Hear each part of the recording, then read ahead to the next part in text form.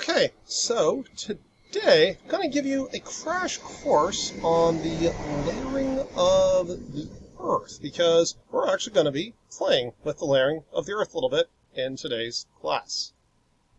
So when you look at the Earth, do you think the Earth is like everything we're standing on right now all the way down, or is it a little different?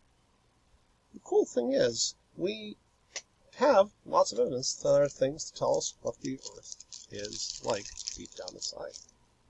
So, one of the first things is, how many of you ever felt an earthquake? Raise your hand if you felt an earthquake. Perfect. So if you felt an earthquake, it's sort of like when you have crackers. And think of a solid object. If you hold it up, put enough, push it enough, it'll eventually break. Did you ever hear that little crack? That was an earthquake in the cracker. Now, if you had a lot more crackers and they all cracked at once, they would be a much bigger earthquake. It'd make a much bigger bang. And you can sort of think of the outermost layer of Earth being a little bit like a giant cracker, because it's hard, it's breakable, but as we go deeper down in the Earth, we start to see some very different things happen. And it turns out that outermost layer of Earth, if Earth were in size of an apple, approximately, then the outermost layer of Earth would be probably akin to this piece of foil I am wrapping the apple in.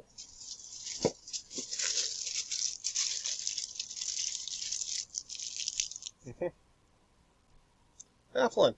The rest of it is a very different material. And to give you a little better sense of what the materials are of the outermost layer of Earth and the stuff deep down inside, I'm going to bring out some rock samples to illustrate that. And so, if we look at imagine if you took Earth and sliced it like a giant pie. And no, that is not a moray, but close. Well, what happened is, you'd see that the Earth has many layers, and each of these layers is made up of different stuff.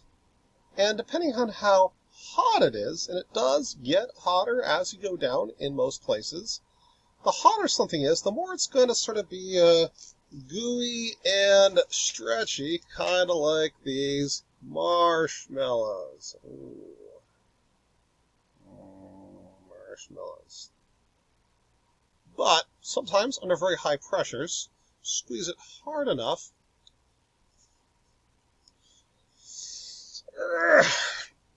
and the marshmallow will lose all its air, and it will start to compress, and eventually you can squeeze all the air bubbles out of this marshmallow, and it behaves very differently when you squeeze all the air bubbles out of it, just like when you squeeze all the empty space out of some of the rocks deep down at Earth. So some of those rocks, when you squeeze enough empty space out of them on a molecular level, they get a lot harder, just like this marshmallow will get a lot harder when you squeeze all the empty space out of it. So the outer surface of the Earth has three major components. I'm going to take a look at this outer sort of layer. This layer that's as thin as the aluminum foil, metaphorically, on an apple. There's three major things. Most rocky planets have a rock that looks a lot like this. This is something we call basalt. This is a very rigid rock. It's very dark. It's a beautiful rock. We find it not only here, we also find it in places like Mars, the surface of Venus. Here, I'll show you some pictures of those. Yeah, so here we see it. Basalt. This rock here, this beautiful black rock we got here, it's all over the surface of Venus. We also see this same rock all over Mars. Now, Earth has plenty of this rock, but we also see that Mars and Venus do not have, in at least anywhere near the quantities Earth has it. We have water. Water. Water means when it reacts with some of the rocks, gives you something a little bit more like this. Here, I'll show you a little images. Zoom in. This is granite.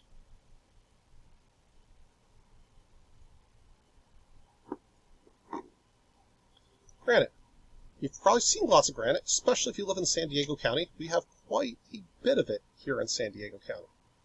And so the crust is primarily made of these three ingredients: the salt, granite, and water. Now, as you go deeper down, a couple things happen. So when you squeeze the marshmallow, two things happened. One, it got stiffer. It also got denser. You have the same basic amount of material, so you're squeezing out most of the empty space. You're not changing how much it weighs. You're just changing how big it is, how much space it takes up. And if it takes up less space, but weighs the same, it's denser. And so down below it, you have this rock called peridotite. This is a very beautiful rock. We don't see it often at the surface, but if you know a good gem and mineral dealer, you too can be a proud owner of a hunk of peridotite. Now this rock, one, is a little stiffer and it's a lot denser than these two. And as you go deeper and deeper down into the earth, it starts to get a little hotter. At some point, this peridotite, which right here at the surface is as brittle, if not more so, than this cracker, starts to behave a little bit more like like the slime or goo. And so you can have a sort of, so that what you get is you have this uppermost layer of crust and stuff. It's basically a rigid layer on top of a goo down beneath it. And so one of the things we're going to be looking at quite a bit is how it is that when you have something rigid, brittle, and that cracks over a flowing goo, what happens? We're going to see if we can see what happens. Now, as you go further down, this peridotite gets more and more of the empty space squished out of it and starts to become more rigid. And then eventually, you run out of, as you keep going down, it gets hotter and hotter, you run out of peridotite, you get iron. This screw is about the best sample of iron I can come up with, and yeah, it works. So what we're going to see is how one material can behave very differently, whether it's hot when it's hot rather than cold, and also what happens when we squeeze the empty space out of things. And that will be it.